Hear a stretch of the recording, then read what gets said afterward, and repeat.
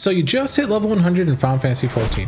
That's great, but now what? There are tons of things to do in Final Fantasy XIV, and in today's video, I wanted to give some suggestive guidance on what to do next. Just a heads up here guys, this isn't an everything to do in Final Fantasy XIV video, but I really just wanted to help out players who aren't sure what the next step is after hitting level 100. If you already know what you're doing and you are a seasoned player, none of this will be news to you, but you are more than welcome to watch, and you can always add your own ideas in the comment section below. I will also try to provide the what's in it for me and how to with each activity so you can have a clear idea of what you're working towards and why.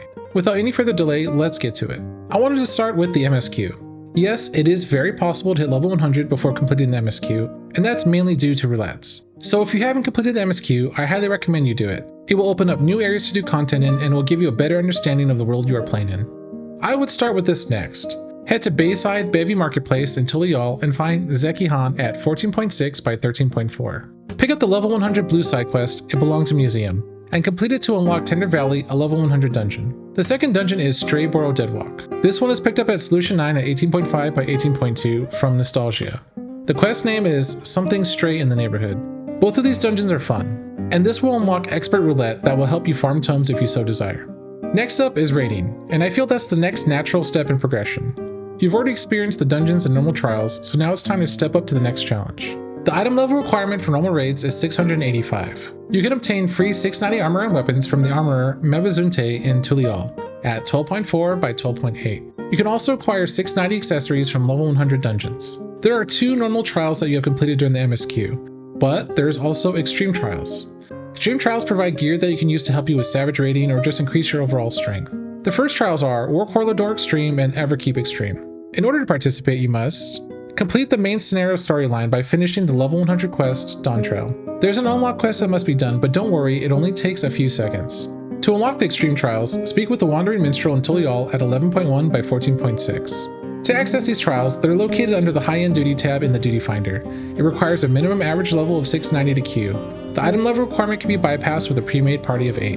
The next thing you could and probably should do is savage raiding. The item level requirement for that is 700 plus. You can gear for the savage raids by completing the normal raids weekly and gain 710 armor there. Or the extreme trials can also be a good source, also giving you 710 items. Or if you craft and gather or have gil, you can always use the crafted sets as well, which are also 710. Crafting and gathering can be a fun and enjoyable aspect of the game. This of course can be done at any time, but now that you are max level and have the MSQ done, you can gather and craft items from all of Dawntrail. I've also made several guides to help you with leveling them if you are in need of guidance. Leveling other jobs can be fun and useful. Sometimes I want to participate in something and I don't want to wait 20 minutes, so having a healer or tank job available just saves me that time. Also, learning another job takes a lot of the repetition out of the game for me and it really changes things up. These can provide a lot of useful mats for crafting. And in addition, if you rank up through all the zones, there are some nice and unique rewards. Items like the Neon Parasol or the Vending Machine 9. This is probably one of the best ways to level. Doing the frontline roulette grants a massive amount of experience. There's also a mount to obtain in this current series, the Oppressor. Crystalline Conflict also yields a decent amount of EXP for wins, but isn't as time efficient as the daily roulette frontline. If you're trying to level your alt jobs, I recommend doing the following roulettes: Frontline, Leveling, Alliance Raid, Normal Raid, and the main scenario if you really want to move quickly as well. Dawntrail's new armor looks amazing and some of the sets are definitely worth collecting and keeping. I am recommending this because at level 100, you have the ability and access to more glams than before. As of right now, the newest glams can be obtained from normal raids or savage if you want the Dibble versions, various dungeons as shown here, crafting, and also tomes. The new treasure maps can be fun and exciting. They also offer a way to make gil other than crafting and gathering. This dungeon is accessed by the Time-Worn Brack skin map. These can be obtained by checking a level 100 gathering node once every day.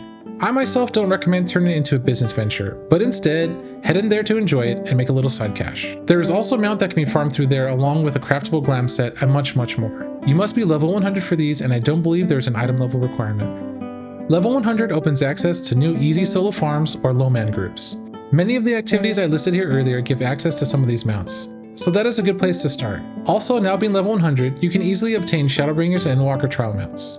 Guys, that's about it. Like I said, I don't want to turn this into a everything you can do in Final Fantasy XIV video. I may do one at some point, but for today, I just want to help guide people who aren't quite sure what to do next. Thanks again guys, and I'll see you all next time.